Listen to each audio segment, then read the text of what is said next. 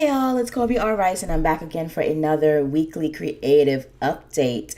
Welcome back to the epic, fantastical journey of a Black female sci-fi writer. As I mentioned, I am Kobe R. Rice, novelist, screenwriter, TV writer, director, etc., game designer, etc. And I am just coming back to give you guys yet another sort of milestone update as to what's been going on for the past 2 weeks. And I would apologize. I sort of am apologizing to you guys for not being back last week for my last update. But I think as we're starting to all notice collectively that when I'm directing, usually the updates start to slow down to once every 2 weeks rather than once every week. And so that is what I have been doing for the past 2 weeks, mostly just diving deeply into my directing experience. As you guys know, I am currently directing 2 10-minute plays out of the 7 10-minute plays that we have put together in this play festival called Erased on campus at the University of Arizona, and I'm super excited about it. And as anybody who is in theater would know, the show is not ready until it's ready. And to be honest,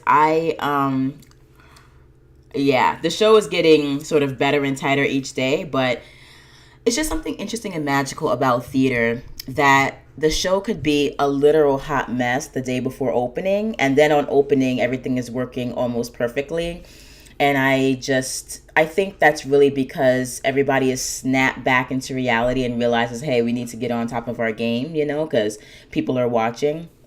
So that's sort of where we are right now. And I think that we're honestly almost ready for Curtain Up. So, which is good because we actually open the show next Thursday on October 4th. So that is going to be pretty exciting and also liberating, because basically that means that after this week is over, essentially all I will have to do is really show up to rehearsal, not really have to plan rehearsals, because we have tech, we have dress rehearsals, and all we're doing is running and giving notes, basically, so that the actors have an opportunity to tighten their performances up.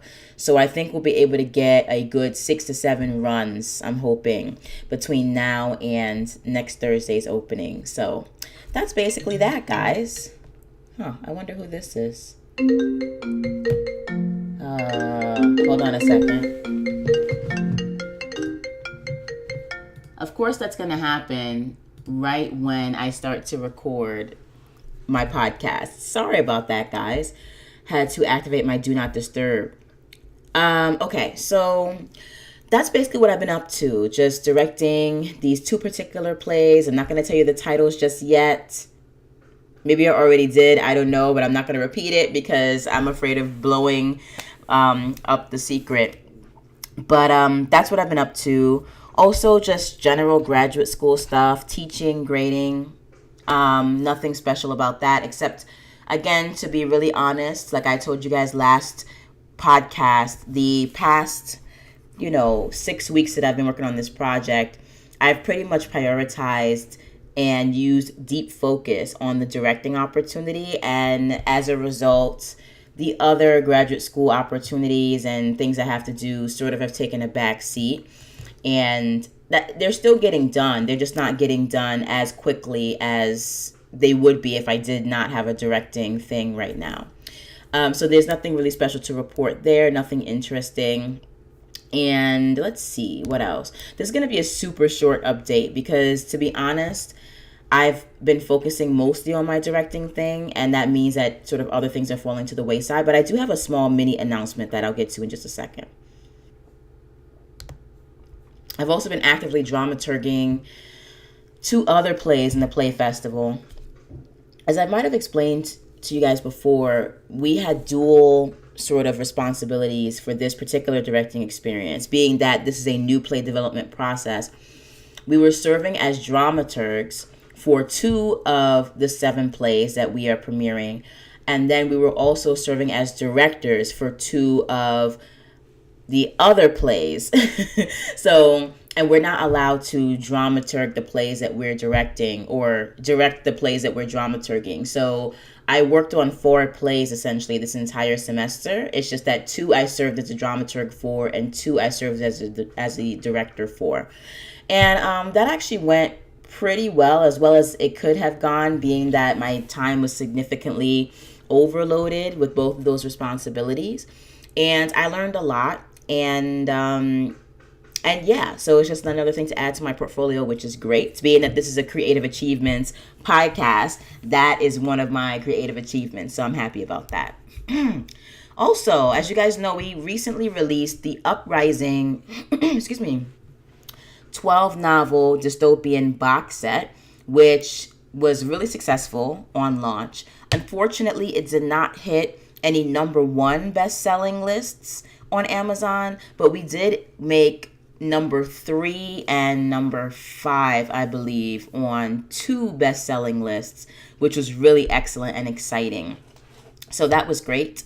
And just organizing book launches, guys, is such a lot of work. It's so much work. I mean, I'm going to, on thebohemianbadass.com, after this directing experience closes and I get back to writing on there, I am going to write a step-by-step sort of blog series and vlog series on how to prepare and set up and do your own particular book launch. And I mean, this is inclusive of how to write how to write blurbs and copy for your book, how to get graphics done to advertise your book coming out, how to organize pre-sales and, prepare the actual book file for upload and do pre-orders, how to spread the word through newsletter swaps, how to use giveaways to increase the reach and the public knowledge of your book while also gaining new readers and new subscribers,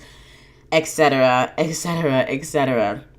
How to use ads and buying list space so that other companies can be advertising your book on your behalf, etc. So there will be a step-by-step sort of super mega in-depth series at thebohemianbadass.com as to how to really organize your book launch. Oh, I almost forgot. Also how to get at least 80 to 100 advanced reader copy reviews for your book so that, you can immediately shoot to the stratosphere in terms of how you launch your books.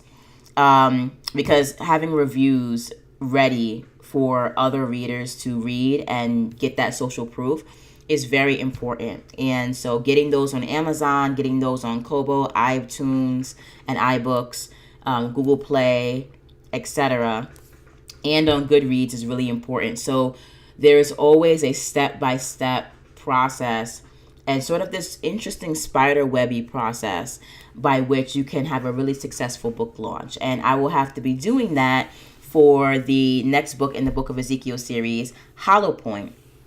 And since I actually am going into that, I'm just going to make my little announcement about it now. So writing-wise, I have started working on the Books of Ezekiel series again. I started actual writing last week, which was great.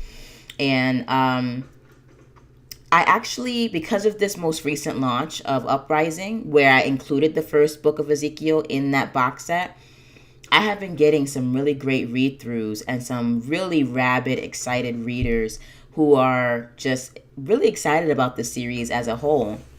And one of them noticed that I do take quite a long time to get my books out there into the world because I'm usually busy with other endeavors, and also I tend to be a perfectionist. I'm trying to work on that. I really am. But, it takes a while for me to get my novels out.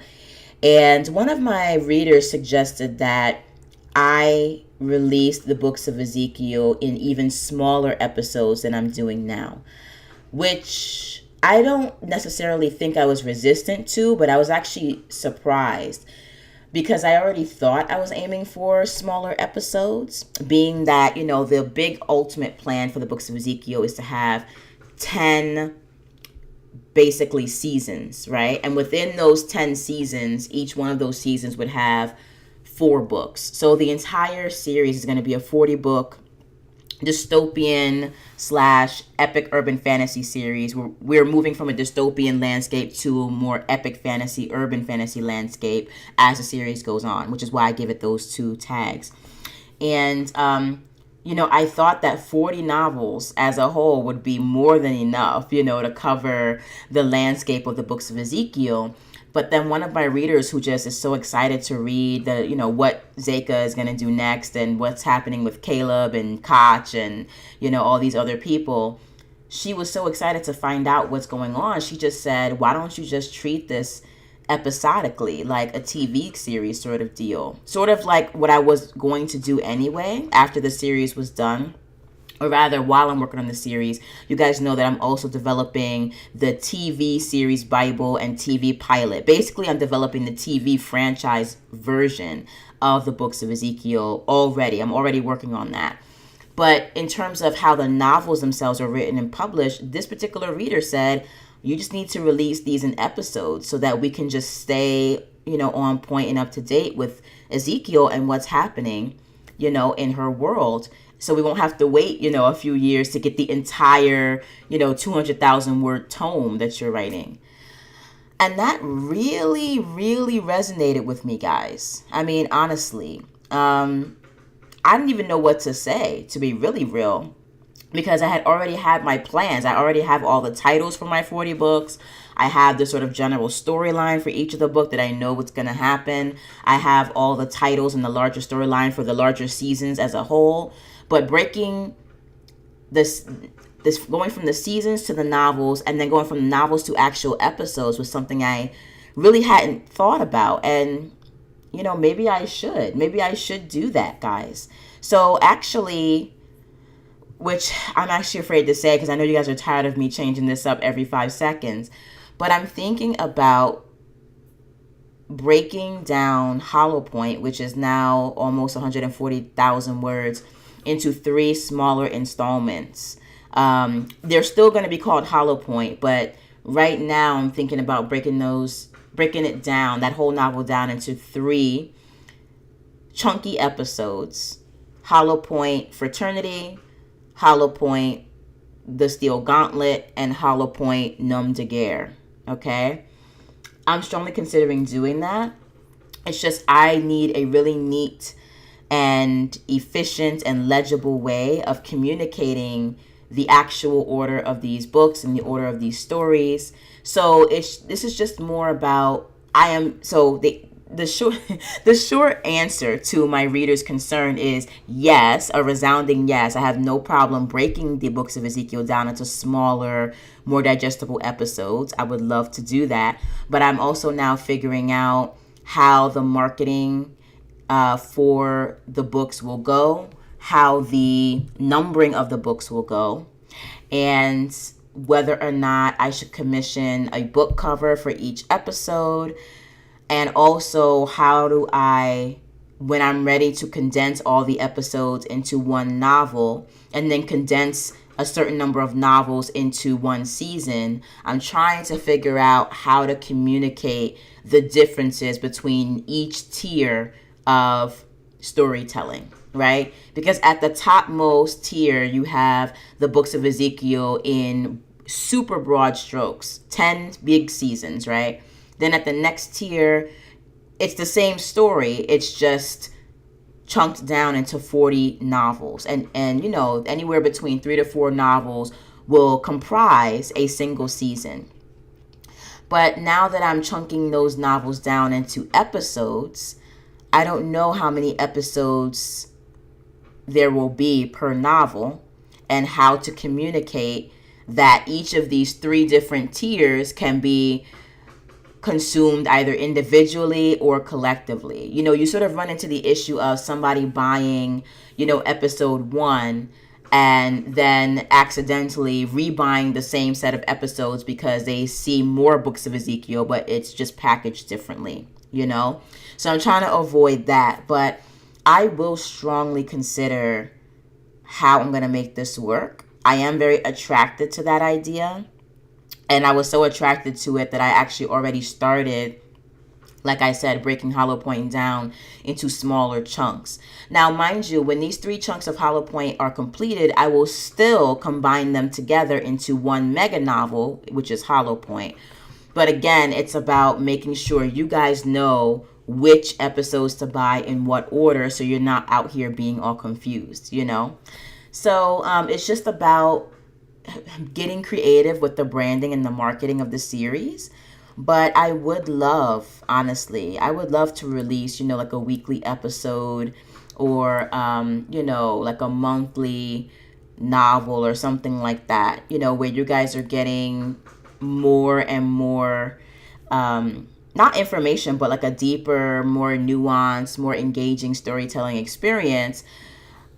And I want that to be engaging both in its individual episodes, but also engaging if I put all the episodes together into one mega novel that's 200,000 words, it should be just as engaging, And that's sort of a hard balance to strike, because to be really real, TV is essentially designed pretty differently than novels, right? A TV series, its structure is different than a novel series. And that remains to be true, even though there are plenty of novel series that are adapted to television.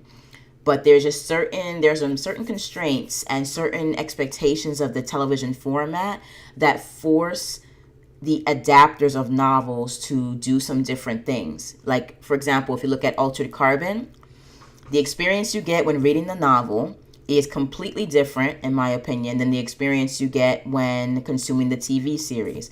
There are a lot more things that the showrunners have to do. One of the big things they have to do is show rather than tell. When you have first-person novels like Altered Carbon, and you're translating that into a third-person omniscient POV perspective for television, the things that the main character already knows, we have to tell the watchers of the series, because this audience can't get inside a character's head when they're watching a TV show, unless literally the TV show is being narrated by that character.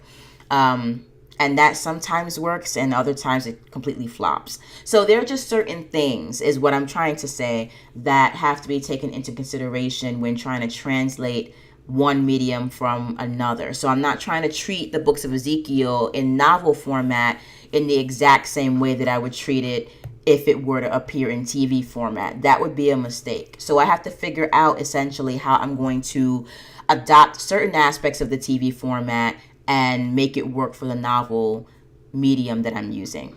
Basically, that was a long way of saying I'm going to think about it, I'm going to make it work, and I'm going to release the Books of Ezekiel more often based on this new model after I find a way to actually do so.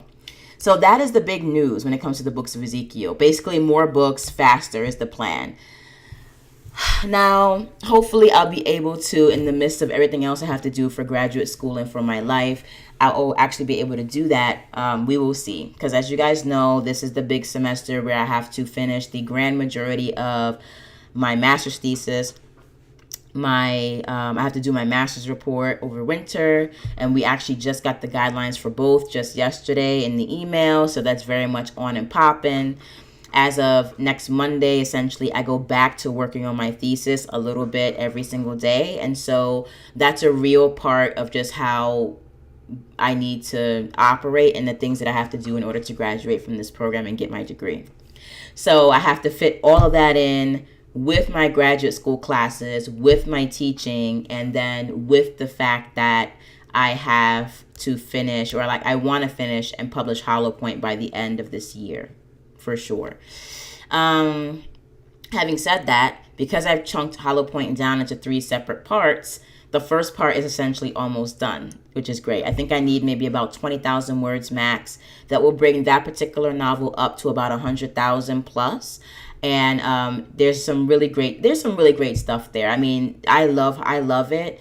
It's not perfect, and that's okay. But it's lots of mysteries and closing off some threads and opening up other threads and more magical explorations of stuff. It's just great, and I'm really excited to get that at least that first part of Hollow Point out by the end of the year. So wish me luck. Aside from all that, guys, that's pretty much all I've been doing. I'm still up on the self-care, still up on the glow up. Today I relaxed a little bit on the self-care. I mean, to a certain degree. You guys can see that I've been, taking care of myself in other ways.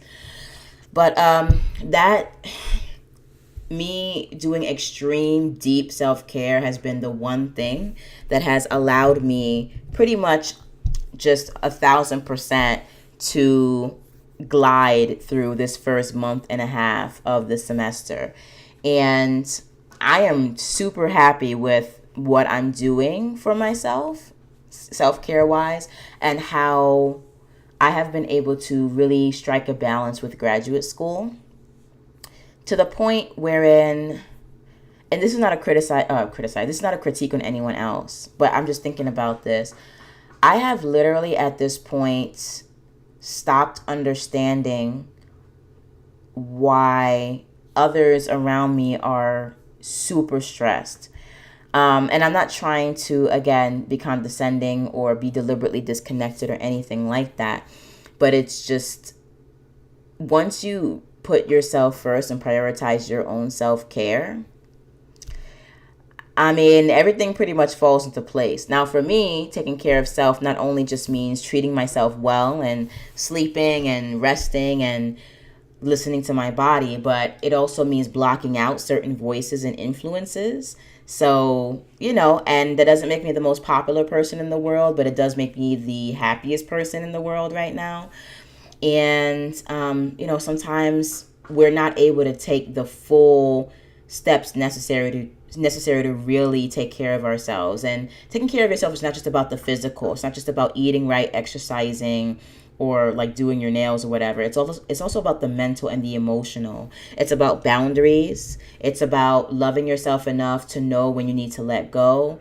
It's sometimes about accepting mediocrity and letting go of perfectionism, which is what I have done to the nth degree, at least so far this semester.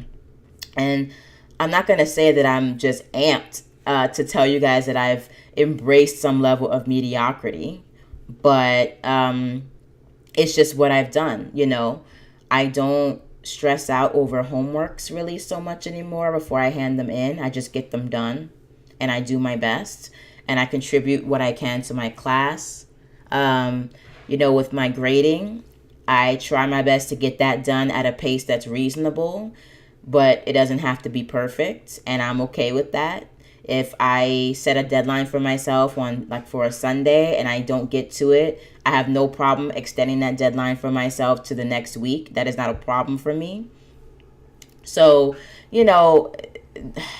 honestly, and I'm not gonna lie, I'm sure that people are noticing that I'm not as, crazy and, oh gosh, suspenseful with a pencil, as Eminem would say, every minute of the day. But I am that much happier, and I am really having an excellent semester thus far. And you guys know at the very beginning that was not the case. I was very much considering just backing out of this entire directing opportunity because I was feeling stressed. And then I said, you know what? We're just going to let things go and just not get crazily attached to really anything that's going to happen. Let's just emotionally detach. And as a result, I've been a lot happier and just doing me. And so that's been great. And that's not to say that we haven't had drama, with our directing opportunity. There have certainly still been some clashes of ego and stubbornness and hard-headedness, etc. But it turns out when you stop caring and you're not really all that invested emotionally, these things don't really matter, So my primary goal for this directing opportunity was not to get embroiled in bureaucracy, politics, and catfights, but it was more so to take 2 10-minute plays from the page to the stage.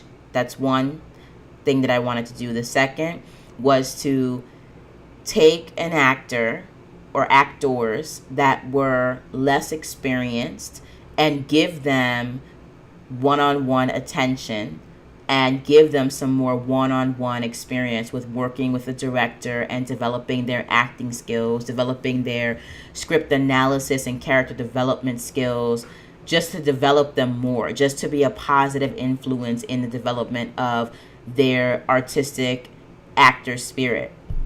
And I've done that with two of the actors that I'm working with in two of my plays.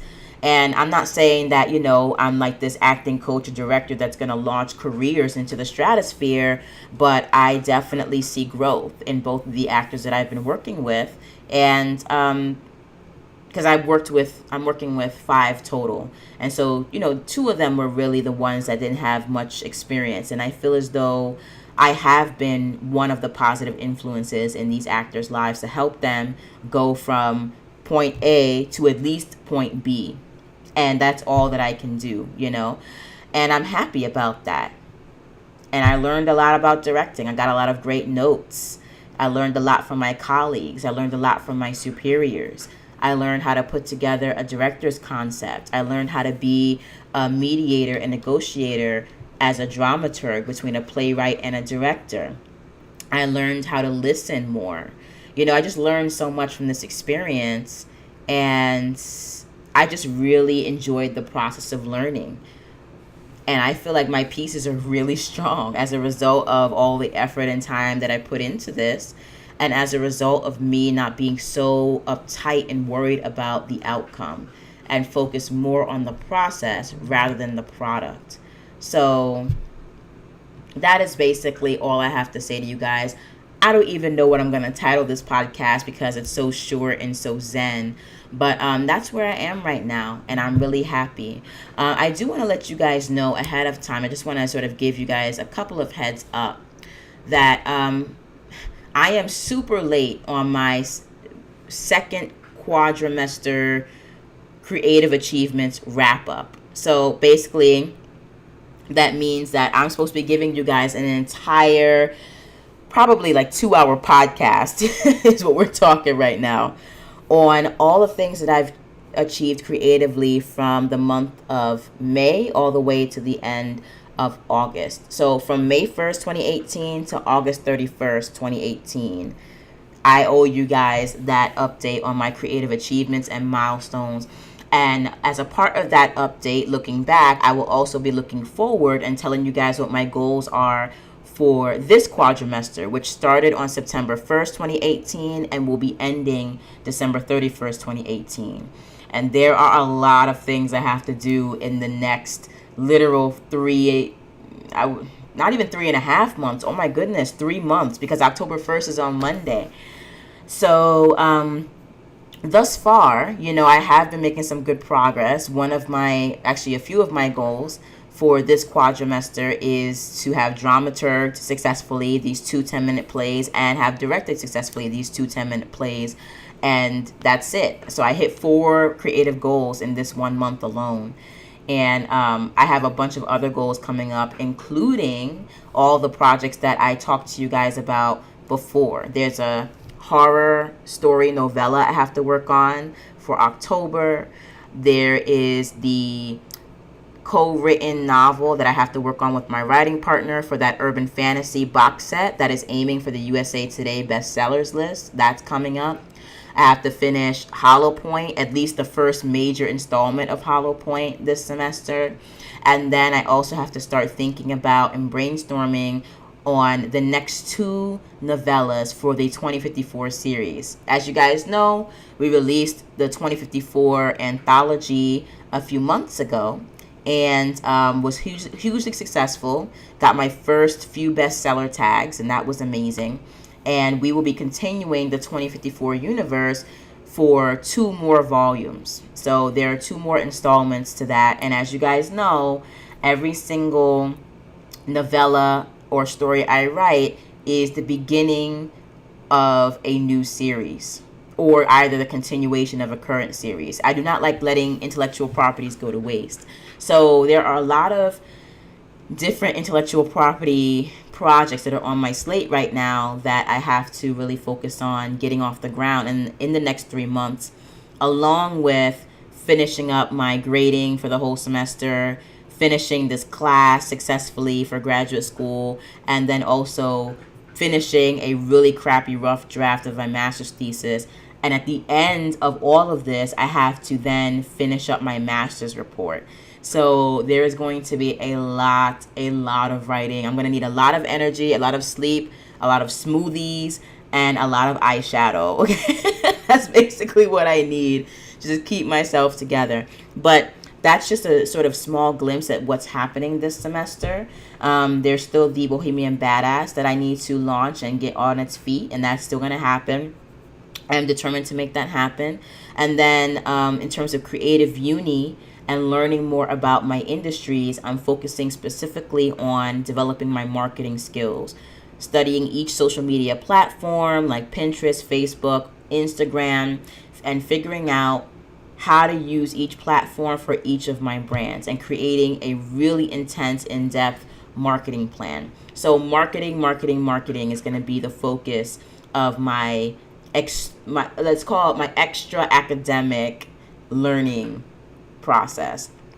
So that's basically that, guys. I will be getting that update to you guys, that quadrimesterly update to you guys by next Monday, and which is October 1st, so that I can stay on top of that, giving my goals in that same podcast. And then I will actually be back after this Monday. I will be back every week on the dot, because basically as of October 1st, my major responsibilities to directing are over, and I'll be able to come back to the podcast more often and give you guys the weekly creative updates.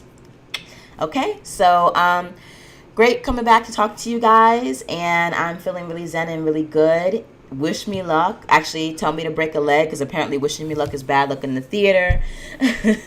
Hopefully my opening will go great and will go very well, but if it doesn't, oh well, I still have the process, right? So for you guys, as usual, I want you guys to stay indie, stay badass, keep creating, and I will talk to you guys next week. Mwah. Bye.